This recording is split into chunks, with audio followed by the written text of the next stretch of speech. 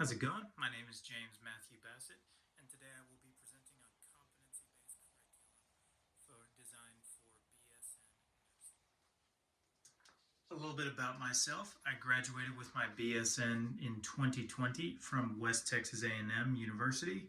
I've been a nurse for about the past 5 years. I've had various experience, including COVID intermediate care unit, and outpatient women's and children's surgery as well. But I currently work in the ER at UMC in Lubbock and have worked there for the past 2 years, and I love it. So why did I choose education? So my journey to education is kind of typical of everybody. I started off precepting nursing students about 2 years into my nursing career, and initially I thought I was not going to be good at it. I didn't feel like I had the knowledge base necessary to educate nursing students, but educated my first one, and the more I did it, the more I loved it. Ended up precepting a couple new graduate nurses as well. Really enjoyed that. And, the more I just did it, the more I loved it. And the more I did it, I also noticed that there was some drawbacks that I was able to teach students about, specifically in clinical hands-on safety. Several nursing students that I had they felt like they lacked confidence and lacked the skills necessary to perform nursing skills safely. So it was always my job from then on to make sure that they were safe and effective in their nursing skills, such as, Foley catheter insertions, IV insertions, things like that. So really appreciate teaching the nursing students about that and really think that that type of thing is important. The last reason I'll go over as to why I chose the education track was to, just like everyone else, just like everyone that taught me, is to promote a culture of learning versus a culture of intimidation. I was blessed to be able to go to West Texas A&M University just be able to learn under some great professors there. And they really, really supported me, really helped me even when I didn't do well on some assignments, didn't do things as I should have, but they just kept encouraging me, kept being there to help me. I'm sure we've all heard the phrase nurses eat their young, and I'm really glad that there has been kind of a cultural shift to be able to change that type of thing in the nursing profession. Because, ultimately, whenever new graduate nurses come out of school, it doesn't do them any good to intimidate them. It really does them good to answer the questions they have, because, the way I see it and the way that I've really determined it to be most effective is questions equal answers, and answers just equal better practice in general. And ultimately, better practice improves patient outcomes, because that's really what nursing is all about. It's not about us. It's not about advancing ourselves. It's about improving patient outcomes. So I've strived never to be the nurse that does not answer the question. Moving on here, we'll just go over a couple of my objectives, including differentiate between competency and outcome-based curriculum / education, improving the knowledge of the appropriate time for competency-based education, along with explaining the need for competency-based nursing education. And the domain we will be going over is Domain 4, which is promoting quality and safety through competency-based education. So we'll start off with my teaching philosophy, and this is just kind of the backbone as to why I even chose this topic in the first place. For one, I'm really passionate about educating students about, on-the-job training, in the workforce, and promoting safety on that aspect. My teaching philosophy, I would like to say, is something like biblical humanism. I am a believer myself in that, and, ultimately all that means to me, just based on the studies I've done on humanism, is, that all patients are worthy of respect regardless of their background, regardless of their religion, regardless of race, regardless of everything. I'm sure all of us would agree with that. But also, in some cases, we have to love and respect the patient more than they love and respect themselves. Because we've all been there in those situations where we take care of a patient who just seems hopeless, who seems like they can't seem to get ahead in life, who seems like they can't come back from their bad decisions. And our job is to love and respect them and love and respect their rights as a human enough in order to be able to treat them and appreciate them. And that kind of goes along with the other part of my teaching philosophy, which focuses more on the art of nursing rather than purely just the academic side of nursing. Now, you'll hear me say it several times, and don't get me wrong, the academic side of nursing is tremendously important and very much needed, but the art of nursing is the practice of the academic side of nursing in action. And, anyone can know knowledge, anyone can know facts about health conditions, about all these things, but few can practice nursing because the art side is truly caring about the person as an individual rather than just seeing them as their illness. I've fallen victim to that. I know we all can identify as falling victim to that, but at the end of the day, we have to treat the patient as a human rather than just their condition. So, competency-based education. With that background, exactly what is competency-based education in nursing? So, the AACN defines competency-based education as a system of instruction, assessment, feedback, self-reflection, and academic reporting that is based on students demonstrating that they have learned the knowledge, attitudes, motivations, self-perceptions, and skills expected of them as they progress through their education. So all of that means is that students are able to do assessments well, they're able to perform skills well, they are able to have the knowledge and attitudes, and also self-reflect, which is an important part, self-reflect on their performance so that way they can move on. So a couple of primary focuses of competency-based education include mastery of skills before moving on to other skills.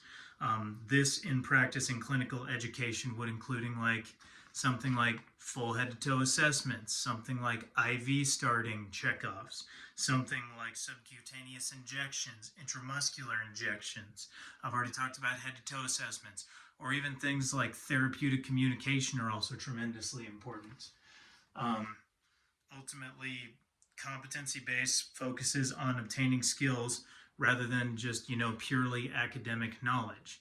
As I have said before, academic knowledge is tremendously important in nursing and it is necessary.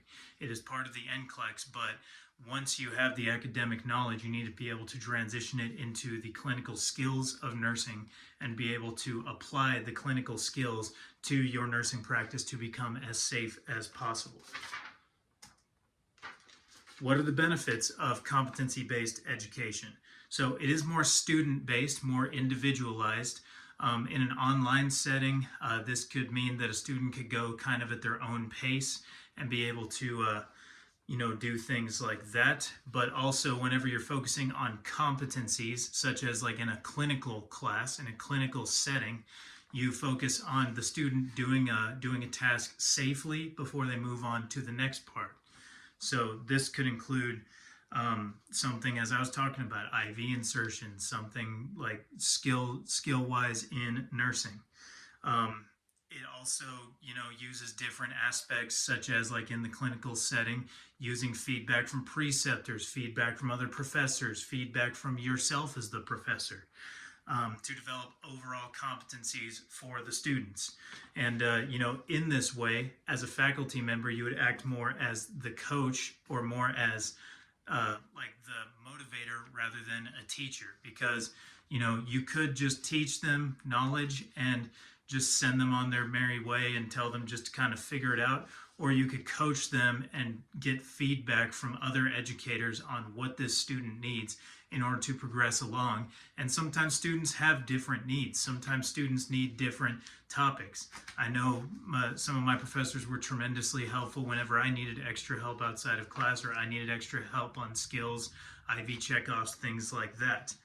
And in this way, it promotes more real-world learning to help nurses improve their future professional outcomes, because it's focused on a more holistic aspect when you're talking about nursing students. You're not just focusing on what they know, but how they are able to put it into practice. And this way, whenever they are able to demonstrate their competencies and be successful at that, you know that they will be safe and they know how to do it the correct way, so that way they are able to be safe with patients. And this is tremendously important whenever they go into clinical practice. So, whenever we talk about clinical practice, I know I've touched on this briefly, applications in nursing practice, things like that. This includes things such as just a few things that I've mentioned here. Skills checkoffs, I've already touched on that. NG tube insertions, IV insertions, Foley's, head-to-toe assessments, things like that. Students must be checked off on that so that way they can move on and know that they are doing it effectively and safely before they are to go into clinical practice and as they advance on in their clinical practice. Other things include, I'll skip over the second one, but we'll go over math skills. You know, if a student is able to harness in their math skills and able to learn their math skills appropriately, then we know that they know the equations to be able to calculate the correct dosage of medications, to calculate other things about medications, and we know that they can do it safely. Also, one thing that I want to touch on is, competency-based in pharmacology. Students must know how much medication to give, how fast they need to give it, the potential side effects associated with giving a medication, or adverse reactions, such as, like given blood pressure medication, sometimes angioedema can happen, or sometimes if you give a narcotic, it can suppress their respiratory drive. Students must know that before they can move on and give these medications safely. The other things that I haven't put on here is clinical simulations. Those are tremendously beneficial. They are not the end-all be-all in nursing because we don't practice nursing on mannequins whenever we're in real-life scenarios. We practice on actual humans. But simulations are tremendously important to get things down, like NG tube insertions, like Foley's, like therapeutic communication, depending on how advanced the mannequin is. We're working on clinical scenarios. That is tremendously important. And the last end-all be-all that I will touch on is clinical experience, because ultimately competency-based takes your academic knowledge and turns it into real practical knowledge. And especially whenever you're in the clinical scenario, you can use your academic knowledge and realize, oh, this is something I've seen in my textbook over time. This is something that I've seen before and that I've learned about. I can actually use this in my practice. That way, when your student moves into self-reflection time, post-clinicals, whether it be one-on-one with a professor or with fellow students, the nursing student can reflect and say, hey, I learned this about the patient. I saw this in a textbook, and here's what it looked like in real life. And professors can build off of that. Professors can coach them and challenge their critical thinking. So these are just a few ways that competency-based education can be used. Now, the differences between competency-based education versus outcome-based education are just a few. I've already touched on the competency-based. It gives credentials based on completed skills. It focuses on completing skills before moving on, and it focuses on more hands-on skills. Outcome-based includes, that's just like your class is like a pathophysiology or a class that you're tested on knowledge. It's more of a summative assessment rather than a formative assessment that you would see in competency-based. So it's something like classroom time focus on to learn more information. It is necessary, outcome-based is necessary for early education in nursing, and it is useful in practice, as I've touched on before, with competency-based education.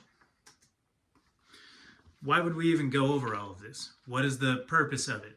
Well, whenever we look at the next-gen statistics on the NCLEX and the next-gen NCLEX, it focuses more on clinical judgment in real-life scenarios.